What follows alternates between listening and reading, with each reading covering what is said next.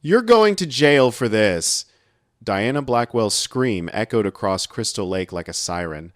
She stood on my dock in her crimson blazer over black silk, red heels wobbling on wet boards, pointing at me with one manicured finger while her other hand clutched a clipboard that was about to become evidence. Behind her, a tow truck driver named Eddie had my grandfather's 1967 Chris Craft hooked to a chain 30 seconds away from dragging it into the shallows and destroying $80,000 worth of heritage. "Ma'am," Eddie said nervously, "are you sure this is legal? I'm the HOA president."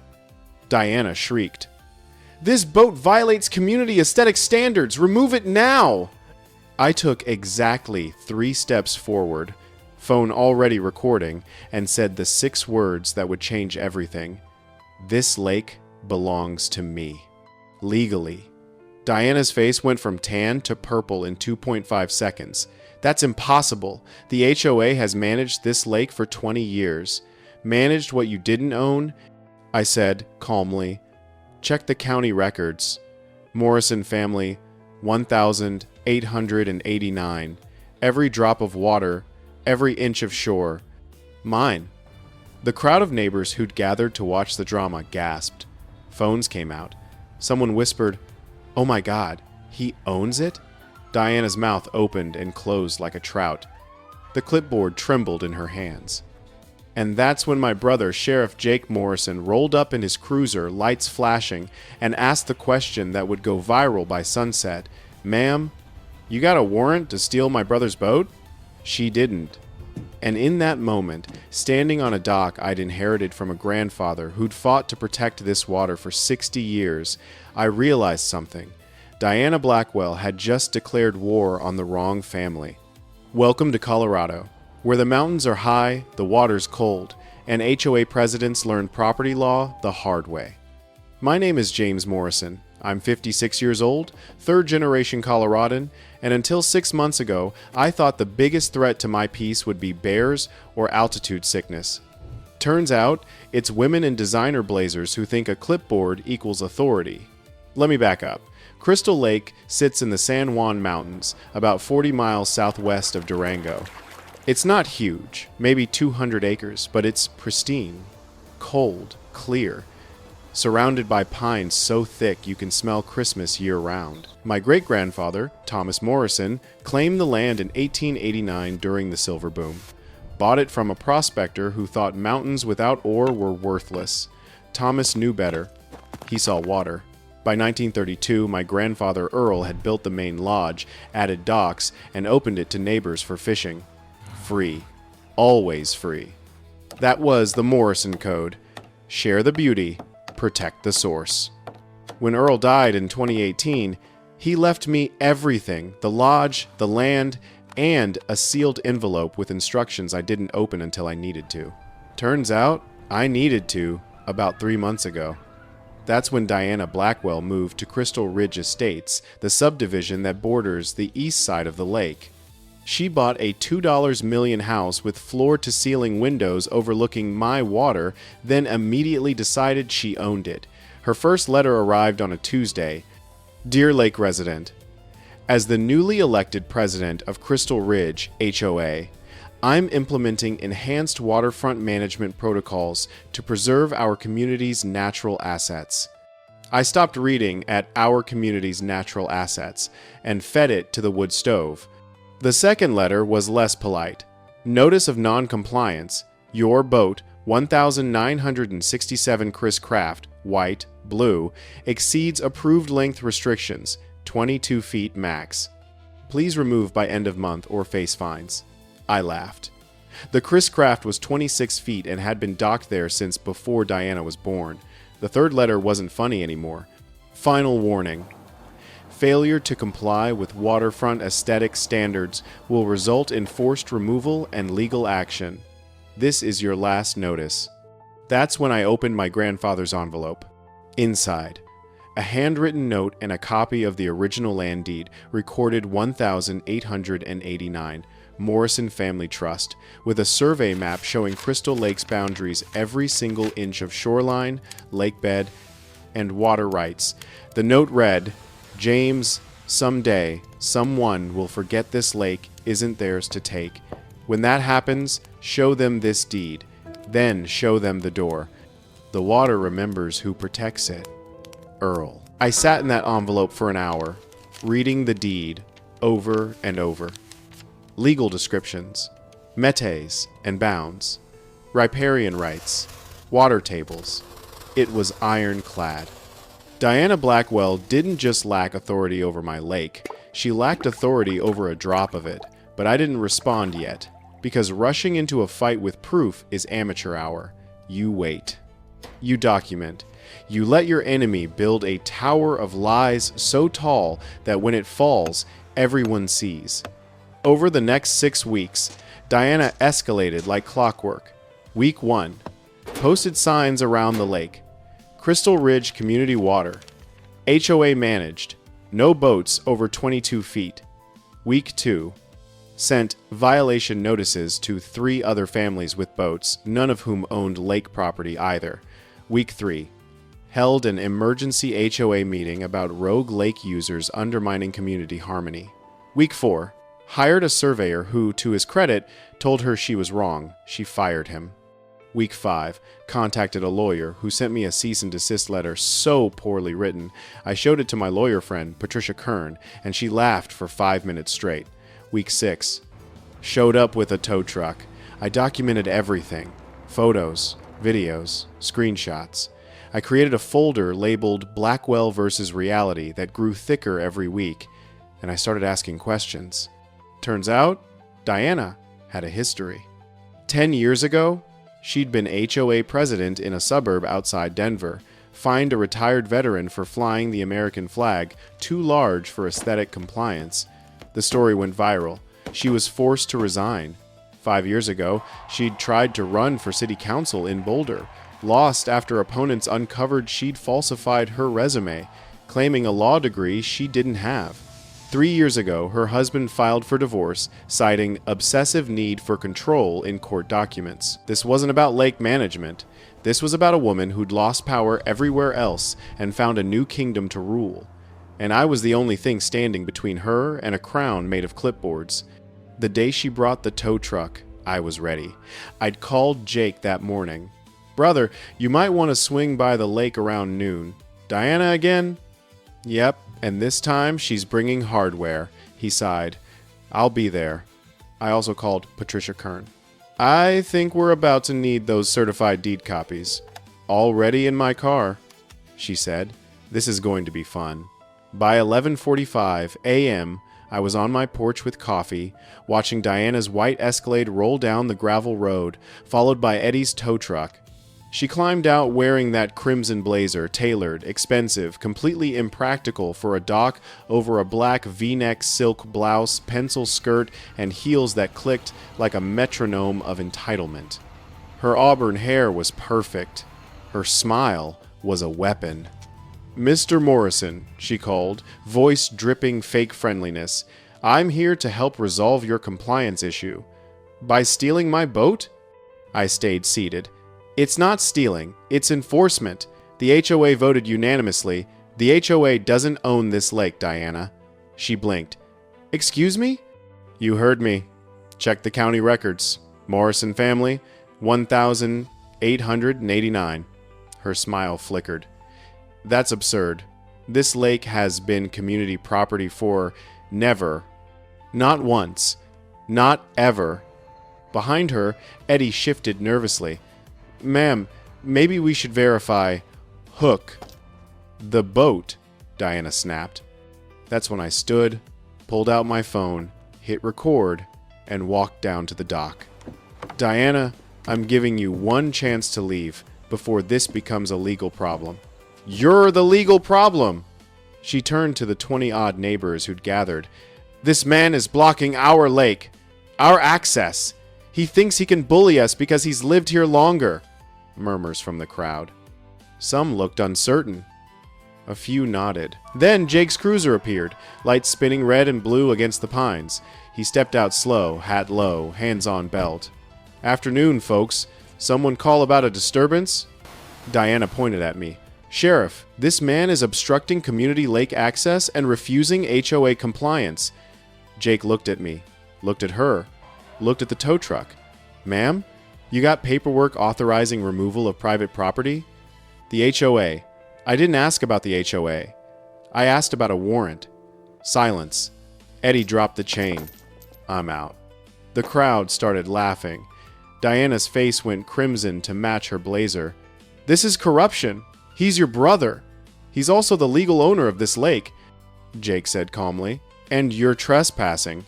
I am not. Ma'am, I've seen the deed. County clerk confirmed it this morning. Unless you've got proof otherwise, you need to leave. For 5 seconds, Diana stood frozen, clipboard shaking in her hands. Then she did something I didn't expect. She smiled. Cold. Calculated. Terrifying. Fine, she said quietly. We'll do this the legal way. And she walked back to her Escalade, heels clicking like a countdown timer. I should have felt victorious. Instead, I felt a chill. Because people like Diana don't retreat, they reload. And what she reloaded with nearly destroyed me. The counterattack began exactly 48 hours after the tow truck incident.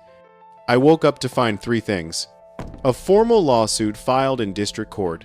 Crystal Ridge, HOA versus James Morrison, unlawful restriction of historic community access to. A restraining order request claiming I'd threatened physical violence. 3. A press release sent to every news outlet in Colorado. The press release was a masterpiece of manipulation. Local man uses family connections to monopolize public lake. Crystal Ridge HOA President Diana Blackwell is fighting to protect community access to Crystal Lake after property owner James Morrison, brother of County Sheriff Jake, Morrison claimed exclusive ownership of water that has been shared by residents for generations. This is about fairness, Blackwell stated. One man shouldn't be able to deny an entire community access to natural resources based on an archaic deed. The HOA is seeking a court order to establish public trust rights over the lake, similar to protections for other Colorado waterways. It was brilliant, terrifying, and completely dishonest, but it worked. By noon, my phone was ringing off the hook, not with support, but with anger. You're hoarding a public lake? My taxes should give me access. Your grandfather would be ashamed. That last one hurt the most. The local newspaper, the San Juan Sentinel, ran a front-page story. Lake access dispute divides mountain community. They interviewed Diana first. She wore a pastel blouse, looked directly at the camera with wounded eyes, and said, "I'm not asking for ownership. I'm asking for fairness." Families have picnicked on that shoreline for decades. Children have learned to fish there. Mr. Morrison wants to fence it off and make it his private resort. That's not the Colorado way. Then they interviewed me. I looked tired, defensive, angry. This lake has been Morrison property since 1889. The deed is registered. This isn't a debate. Guess which soundbite made better television? Within a week, the story had spread. Denver Post. Property rights versus public access. Who owns Colorado's lakes? 9 news segment. Family feud over Mountain Lake sparks legal battle. Reddit thread. Rich guy tries to steal community lake using corrupt sheriff brother, 18,000 upvotes. I was being destroyed in the court of public opinion, and the real court hadn't even started yet. Jake called one night, voice strained. "James, the county commission wants to meet with me, formally, about conflict of interest allegations. They can't actually. They can. Diana's lawyer filed an ethics complaint. Says, I'm using my position to protect your illegal monopoly. I closed my eyes. I'm sorry, brother. Don't be sorry. Just be ready. She's playing for keeps. Patricia Kern was more blunt when we met. James, we're in trouble. We have the deed. And she has emotion. Juries, judges, the public, they don't care about deeds when there's a sympathetic narrative. And Diana's narrative is simple. Greedy man hoards public lake. So what do we do? She spread out documents on my kitchen table. We show the deed isn't just legal, it's necessary. We prove that without private ownership, this lake would have been destroyed years ago, and we expose Diana's real motive, which is control, not access. She doesn't want to share the lake. She wants to rule it. Over the next 2 weeks, Patricia and I built our case. Exhibit A. Historical records showing my grandfather had prevented 3 separate commercial development attempts, including one in 1978, that would have turned Crystal Lake into a private resort with $5,000. Memberships. Exhibit B. Environmental reports showing that Morrison family stewardship had kept the lake pristine while other Colorado lakes suffered from overcrowding and pollution. Exhibit C. Testimonies from longtime residents who confirmed the Morrisons had always allowed free public access as a courtesy, not an obligation. Exhibit D. Diana's history, the Denver HOA scandal, the Boulder City Council lies, the divorce citing obsessive control. But the most damaging evidence came from an unexpected source. Tom Chen, the same neighbor who'd later replaced Diana as HOA president, came to me with a box of documents. James, you need to see this. Inside, financial records from the Crystal Ridge HOA showing that Diana had been embezzling community fees. Not huge amounts, $500 here, $1,200 there. Disguised as consulting fees and administrative costs. Over 3 years, she'd taken $47,000 from the HOA budget. Why are you showing me this? I asked. Tom looked uncomfortable. Because she told me if I didn't support her lake lawsuit, she'd make sure my property taxes were reassessed. When I refused, she tried to fine me $5,000 for unapproved fence color. That's when I started digging. I stared at the documents. This could destroy her. She's trying to destroy you first. I called Patricia immediately. She reviewed the financials and whistled low.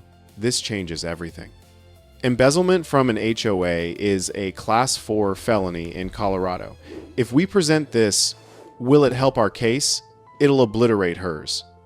Once the court sees she's been stealing from residents while claiming to protect community interests, her credibility evaporates. Do it. But that night, I couldn't sleep because I knew what exposing Diana's embezzlement would do.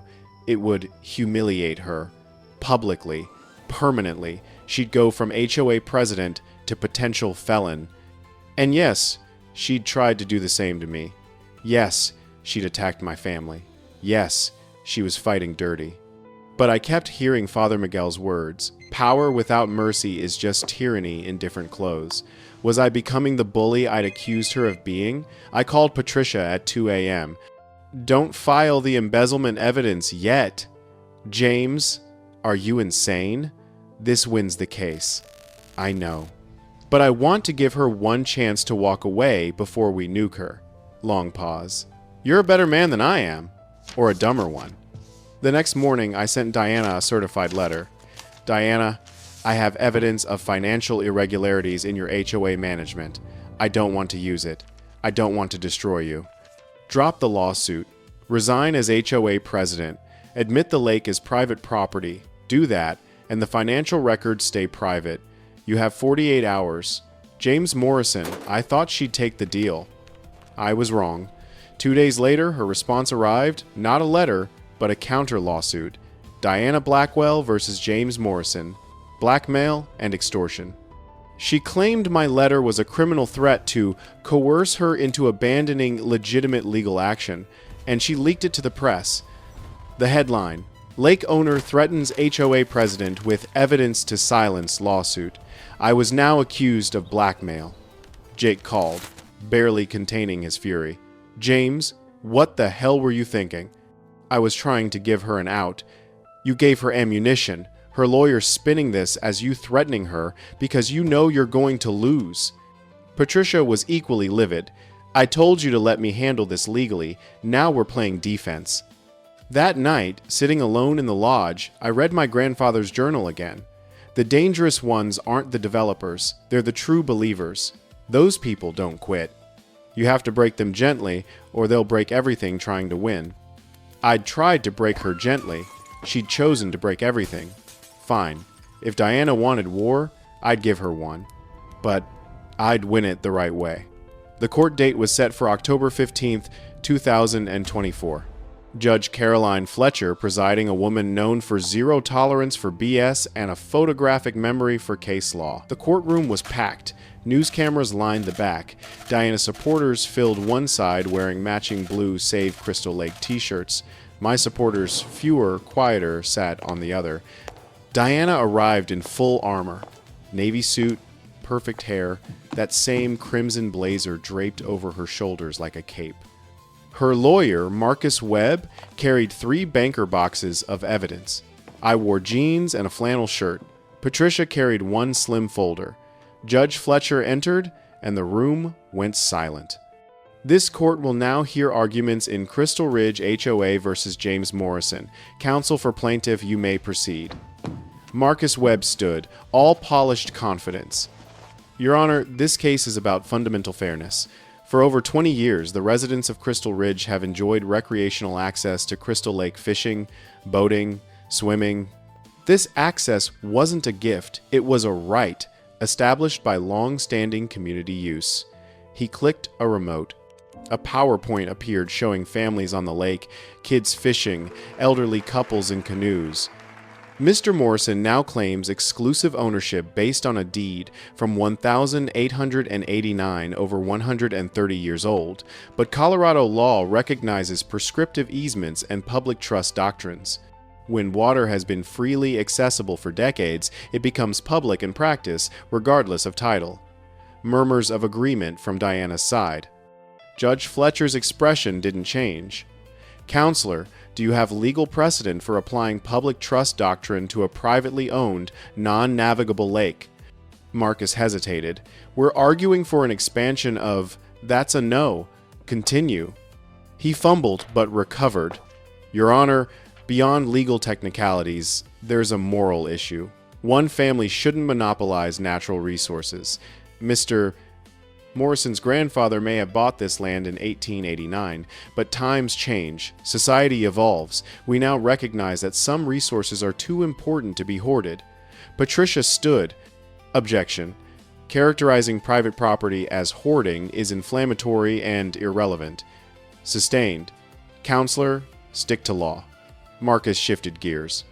The HOA requests the court establish a public access easement across Mr. Sect, Morrison's property, allowing continued community use of Crystal Lake under reasonable regulations. Judge Fletcher turned to Patricia. Counsel for defendant? Patricia approached the bench calmly. Your Honor, this case rests on one question. Does the plaintiff have legal standing to claim any rights to Crystal Lake? She opened the folder and placed the original deed on the projector. Morrison Family Trust, recorded 1889. Chain of title unbroken for 135 years. Includes all water rights, riparian access, and lakebed mineral rights. Certified by the San Juan County Recorder. The deed appeared on the screen yellowed, formal, ironclad. Colorado law is clear. Private property remains private unless legally transferred or taken through eminent domain. The plaintiff has presented zero evidence of transfer, sale, or government seizure. She clicked to the next slide, a survey map showing Crystal Lake entirely within Morrison property boundaries. Furthermore, the Morrison family has paid property taxes on this lake for over a century, taxes based on assessed value that includes the water. The county has never disputed ownership. Judge Fletcher leaned forward. Counselor for plaintiff, do you dispute the deed's authenticity? Marcus stood. No, Your Honor, but do you have evidence of prescriptive easement establishment?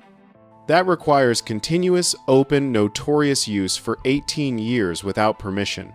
The use has been continuous. Was it without permission? Silence.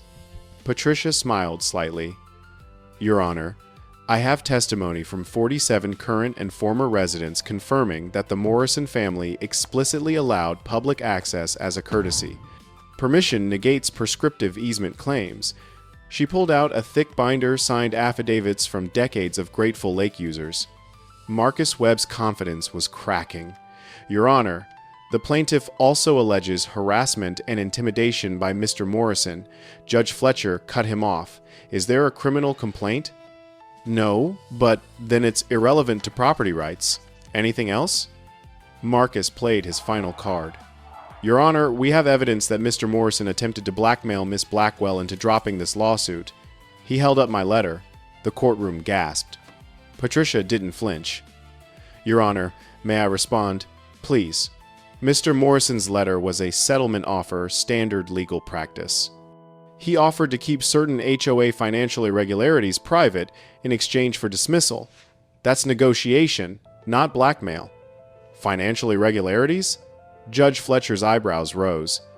Yes, Your Honor. Patricia placed the embezzlement evidence on the bench. The Crystal Ridge HOA, under misplay. Blackwell's leadership shows $47,000 in unauthorized disbursements over 3 years. We have documentation. The room erupted. Diana's face went white.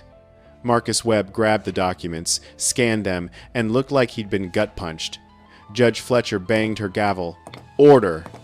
She reviewed the financial records in silence. When she looked up, her expression was ice. Miss Blackwell, did you authorize $47,000 in payments to yourself from HOA funds? Diana stood trembling. Those were legitimate administrative fees. For what services? Managing the lake, the community. You don't manage the lake. You don't own it. Judge Fletcher's voice could freeze steel. This court is suspending proceedings pending investigation into potential embezzlement. Miss Blackwell, you are hereby ordered to provide all financial records to the District Attorney's Office within 48 hours. Diana collapsed into her chair. Judge Fletcher turned back to the property case. As for the matter at hand, the plaintiff has failed to demonstrate any legal basis for claiming rights to Crystal Lake. The defendant's property title is valid, recorded, and uncontested. The claim of public trust doctrine is without merit. She paused, letting the weight settle. This court finds in favor of the defendant, James Morrison. The lake is private property. The plaintiff's request for easement is denied. Furthermore, the plaintiff is ordered to pay all legal fees and court costs. Bang! Gavel struck. The courtroom exploded, half in cheers, half in outrage. I sat there, numb, as Patricia shook my hand. We won, but I didn't feel like I'd won. Because across the aisle, Diana sat with her head in her hands, crying, and I realized I'd just done to her exactly what I'd hoped to avoid. I'd broken her completely. Outside the courthouse, reporters swarmed. Mr. Morrison, how do you feel about the verdict? I looked at the cameras, at the crowd, at Diana being escorted to a police car for questioning about the embezzlement, and I said the only thing that felt true. I feel like everyone lost today. That night, I couldn't celebrate, couldn't sleep, couldn't shake the image of Diana crying in that courtroom. Yes, she'd attacked me. Yes, she'd lied, manipulated, embezzled, but I'd crushed her. Publicly, permanently.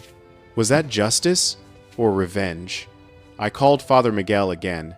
You won the case, he said. Doesn't feel like winning, because you won the legal battle, but you're still fighting the moral one.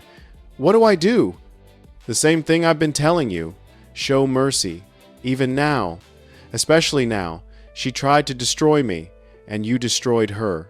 Are you satisfied? Or are you going to be better than the fight? I sat with that question for 3 days. Then I made a decision. I withdrew the embezzlement evidence from the DA's investigation. Not because Diana was innocent, she wasn't. But because she'd already lost everything. Her position, her reputation, her lawsuit, her credibility. Prosecuting her criminally would just be piling on. Instead, I wrote her a letter. Diana, you lost the case. You deserve to lose. You lied, manipulated, and tried to steal something that wasn't yours. But I'm withdrawing the financial evidence from criminal prosecution. Not because you earned mercy, you didn't, but because I refuse to become the kind of person who destroys enemies just because I can. You need help. Professional help. Therapy. Whatever it takes to figure out why control matters more to you than truth. If you get that help, I'll consider this settled. If you don't, you'll destroy yourself without any help from me. The lake is mine. It always was. But I'm keeping it open to the community, free access, same as always, because that's what my grandfather would want. Learn from this. Or don't. But either way, we're done fighting. James, I mailed it and waited. 2 weeks later, a response came. 3 handwritten pages.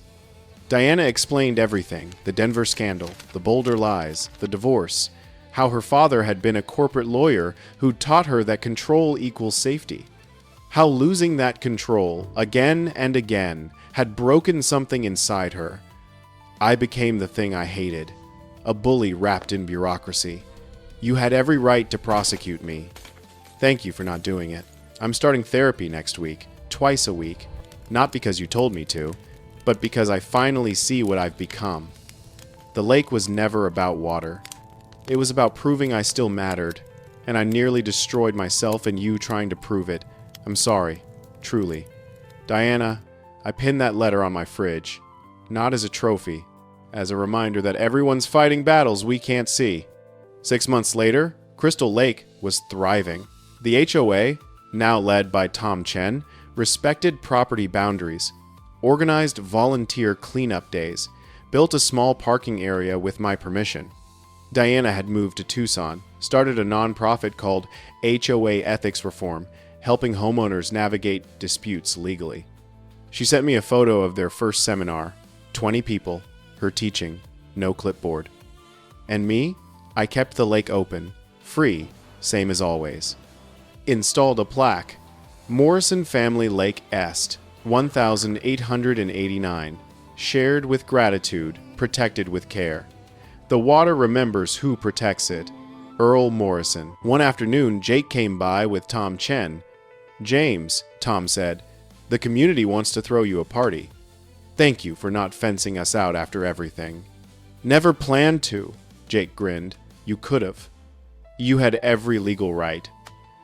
Doesn't make it right. We sat watching the sun set over the San Juans, painting the lake copper and gold. Tom, you know what my grandfather taught me? What's that? Owning land doesn't mean controlling it. It means protecting it for the people who come after. He nodded. Diana needed to learn that. We all do. As the stars came out and the water turned black glass reflecting constellations, I thought about Father Miguel's question. Are you going to be better than the fight? I'd tried. Not perfectly. Not without mistakes. But I'd chosen mercy when I could have chosen revenge. And that, I think, is what my grandfather meant when he said, the water remembers who protects it. It remembers the stewards, not the conquerors. 2 years later, I got a letter postmarked Tucson. Diana had remarried a schoolteacher named Robert. They'd bought a small house near the desert. I teach ethics now. Ironic, right? But I'm good at it, because I know what happens when you lose them. Thank you for not destroying me when you could have. Thank you for showing me that power and mercy aren't opposites. I'll never own a lake, but I finally own myself. Diana, I smiled and added it to the collection on my fridge. Because sometimes the greatest victory isn't defeating your enemy, it's helping them stop being one. The water remembers, and so do I. The end. This is James Morrison, signing off from Crystal Lake, where the mountains stand tall, the water runs clear, and mercy wins wars that anger never could. That night, I sat in the lodge reading my grandfather's journals, old leather-bound books where he'd recorded every season on the lake since 1955. One entry, dated July 1982, caught my eye. A developer tried to claim water rights today, said the lake was underutilized. I showed him the deed. He threatened to sue. I told him to bring a good lawyer because mine's been in the family since statehood. He left. They always do once they realize the water remembers who owns it. I smiled. But then I read the next line. The dangerous ones aren't the developers. They're the true believers. The ones who convince themselves they're heroes saving the community. Those people don't quit. You have to break them gently, or they'll break everything trying to win. I closed the journal and looked out at the dark water. Diana wasn't a developer. She was a true believer. And I was about to find out just how far true believers will go. The next morning, I woke to my phone blowing up. 47 missed calls, 83 texts, 12 voicemails. The first text was from my neighbor. James checked the HOA Facebook page. Now I opened it. Diana had posted a video at 6 a.m. titled, "Local Bully Threatens HOA President. Exclusive Footage." The video was edited, cleverly. It showed me walking toward her on the dock, menacing angle, her backing away, victim framing, and me saying, "I'm giving you one chance," cut to remove context. The caption read, "Yesterday, I was physically threatened while trying to enforce community safety standards. This man claims to own Crystal Lake, despite decades of shared community access. His brother, the sheriff, refused to intervene due to family bias. I'm hiring legal counsel to protect OUR rights. Please share." It had 12,000 views, 847 shares, 1,200 comments. This is corruption. That man should be arrested. The sheriff needs to be investigated. A few tried to defend me. Wait, does he actually own the lake legally? But those were drowned out. I called Patricia Kern. "I saw," she said. "It's defamation. We can sue. Will that stop her?" Long pause. "No, it'll make her a martyr. She wants a fight, James, and she's good at playing victim. So what do I do? Document everything. Don't engage publicly. Let her build her case on lies. Then we bury her with truth." I hated it, but she was right.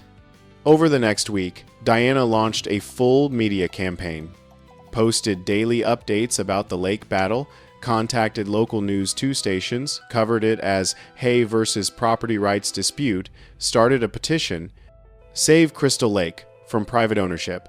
2,400 signatures, hired a lawyer, expensive one from Denver named Marcus Webb. And here's what hurt. People believed her. Neighbors I'd known for 20 years started avoiding me. The coffee shop in town went quiet when I walked in. Someone spray painted "Share the Lake" on my mailbox. Jake called one night, voice tired. "James, the county commissioner's getting calls. People want me investigated for conflict of interest. I'm sorry. Don't be. I ran the deed. You're clean. But Diana's making noise, and noise gets attention." I sat in silence, watching moonlight on the water. "Jake, what if I just let it go? Open the lake to everyone. Sign some agreement. Then you're teaching people that lies win if they're loud enough." He was right, but it didn't make it easier. The breaking point came 2 weeks later. I came home to find my dock vandalized. Someone had sawed halfway through 3 support posts. Another few days, and the whole structure would have collapsed into the water, possibly taking someone with it. I called Jake immediately. "Criminal mischief," he said, examining the cuts. "Intentional. Could have killed someone. Who? I don't know, but I can guess who inspired it. He meant Diana." That night, I couldn't sleep. I kept thinking about my grandfather's warning, "Break them gently, or they'll break everything." But how do you gently break someone who's already broken? I was about to find out. Because the next morning, I made a decision that would either end this war or escalate it beyond repair. I was going to buy the one thing Diana cared about more than the lake, her power. The Crystal Ridge HOA didn't just manage lake access, they controlled the entire subdivision. Landscaping, architectural decisions, community fees, and all of that was funded by one thing, the HOA's commercial property. A small marina and restaurant on the South Shore called Lakeview Lodge that the HOA had purchased in 2015 as an investment. It generated rental income that paid for Diana's salary, legal fees, and enforcement budget. I'd always thought it was odd that an HOA owned commercial real estate. Turns out, it was odder than that. The marina was underwater financially. literally bleeding money. The restaurant had failed health inspections twice. The docks were rotting. But the HOA board, controlled entirely by Diana, kept pouring money into it, using resident fees to cover losses. I started digging. Public records showed the HOA had taken a mortgage on the property in 2019, $800,000. Payments were inconsistent. I called an old friend who worked at First Mountain Bank. "Hey Richard, hypothetical question. If someone wanted to buy a commercial mortgage note, how would that work?" He paused. "You thinking about Lakeview Lodge?" "Maybe. James, that note's trouble. HOA's 3 months behind. Bank's considering foreclosure." My pulse quickened. "What if someone offered to buy the note? Full amount?" Bank would jump at it. "Why?" "Just curious." I wasn't curious. I was hunting. If I bought that note, I wouldn't just own the lake. I'd own Diana's kingdom. 2 weeks later, through an LLC I created called Morrison Holdings, I purchased the $800,000 mortgage note on Lakeview Lodge for $650,000. The bank was happy to unload a non-performing asset. Legally, the HOA now owed ME $800,000 secured by the marina property, and they were in default. I didn't tell Diana. I waited. Because the best traps are the ones people walk into while thinking they're winning. 3 days after I bought the note, Diana held another emergency HOA meeting at, where else? Lakeview Lodge. She announced they were filing a lawsuit against me for illegally restricting community lake access. The crowd cheered. I sat in the back, silent, watching her bask in applause. When she finished, I stood. "Diana, quick question." The room went quiet. "Who owns this building we're sitting in?" She smiled smugly. "The HOA. We purchased it in 2015 as a community investment." "And who holds the mortgage?" Her smile faltered. "First Mountain Bank." "Actually," I said calmly, "as of last Tuesday, Morrison Holdings holds the mortgage. That's my LLC, which means the HOA owes me $800,000. And according to my records, you're 90 days past due." The room erupted. Diana's face went white. That's not possible." I pulled out the paperwork. "Recorded with the county. Notarized. Legal." Her lawyer, Marcus Webb, grabbed the documents, scanned them, and his face turned ashen. "Miss Blackwell, this is legitimate." Diana grabbed the papers, hands shaking. "You can't! This is extortion!" "It's called buying debt. Very legal, very common," I smiled. "So, here's the deal. Drop the lawsuit. Stop claiming authority over my lake, and I'll restructure your payment plan. Keep pushing, and I'll foreclose." Silence. Then someone in the back started clapping. Then another. Within seconds, half the room was applauding. Diana looked around, betrayed, furious, destroyed. "You'll regret this," she whispered. "Only if you make me foreclose," I said, and I walked out. Behind me, I heard chaos, shouting, accusations, the sound of Diana's empire crumbling in real time. I should have felt victorious. Instead, I felt sick. Because I'd just done exactly what I'd criticized Diana for. Weaponized power. Legal? Yes. Justified? Maybe. Right? I wasn't sure anymore. That night, I called Father Miguel, the priest at Street. "Catherine's in Durango," a man who'd known my grandfather. "James," he said after I explained everything, "do you think you're the hero in this story?" I paused. "I think I'm defending what's mine. Or you're becoming what you're fighting." That cut deep. "So what do? You win the right way, not by crushing her, but by showing her and everyone watching that power without mercy is just tyranny in different clothes." I sat with that for a long time. He was right. I'd beaten Diana legally, but if I destroyed her completely, I'd prove her narrative, that I was a bully, hoarding resources. I needed to win differently. I needed to show mercy, even if she didn't deserve it. The next morning, I did something no one expected. I called Deanna. "We need to talk. In person. No lawyers." Silence. Then, "Why would I trust you?" Because I'm offering you a way out that doesn't end with you losing everything. Long pause. Lakeview Lodge. Noon. She hung up. When I arrived, she was already there, sitting at a corner table. No blazer this time, just a sweater and jeans.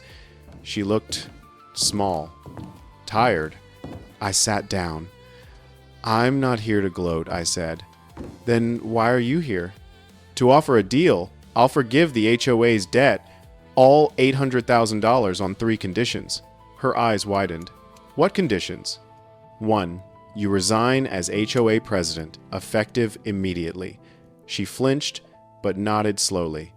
2. The HOA publicly acknowledges that Crystal Lake is privately owned by the Morrison family and retracts all claims to authority over it. And 3. I took a breath. 3. You get help. Therapy, counseling, whatever it takes to figure out why you need control so badly that you're willing to destroy people to get it. She stared at me, eyes filling with tears. Why? She whispered, why would you do this? Because my grandfather taught me that land isn't worth much if you lose your soul protecting it. You tried to take something that wasn't yours. But I don't need to take everything from you to prove you were wrong. For a long moment, she said nothing.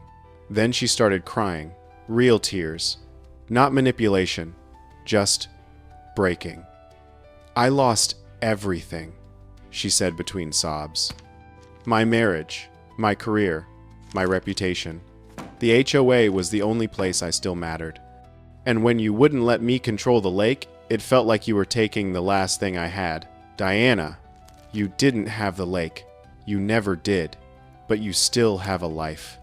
And you can still rebuild it, just not by destroying other people. She wiped her eyes. I'll take your deal.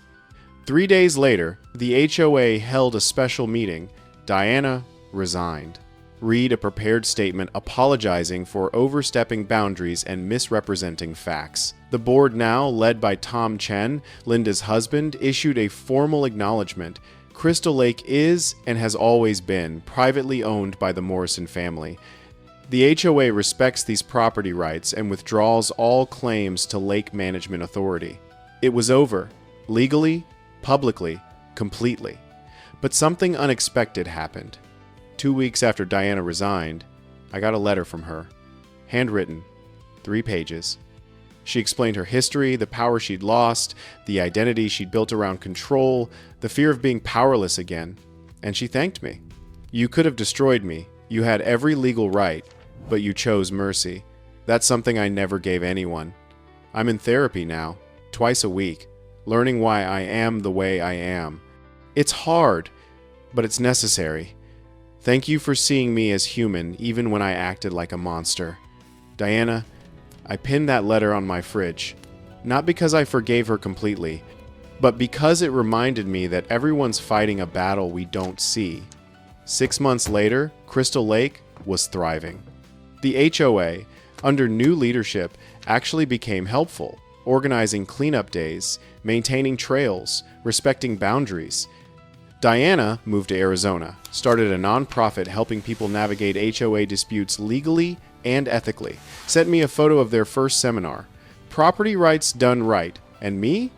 I opened the lake to the community officially. Free access, free fishing. One rule: respect the water and each other. I installed a plaque on the main dock. Morrison Family Lake Est. 1889. Shared with gratitude, protected with care. The water remembers who protects it. Earl Morrison. One afternoon, I was sitting on the dock when Tom Chen walked up. You know, he said, you could have been a tyrant. You had all the power. The deed, the debt, the law. You could have kicked everyone out. Then I would have been just like her. He smiled. That's the difference. She wanted power.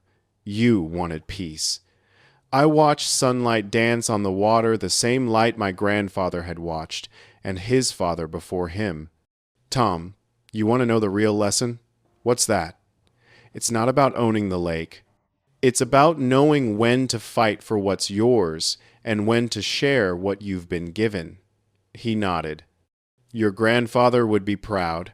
As the sun set over the San Juan Mountains, painting Crystal Lake in copper and gold, I thought about Diana's letter, about Father Miguel's warning, about my grandfather's wisdom. Power without mercy is tyranny, but mercy without boundaries is surrender.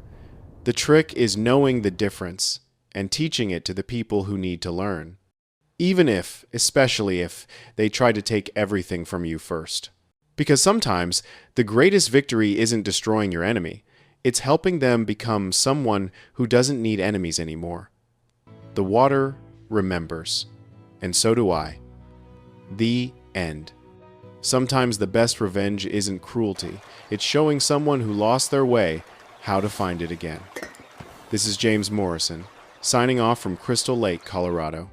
Where the mountains stand tall, the water runs clear, and mercy wins wars that anger never could.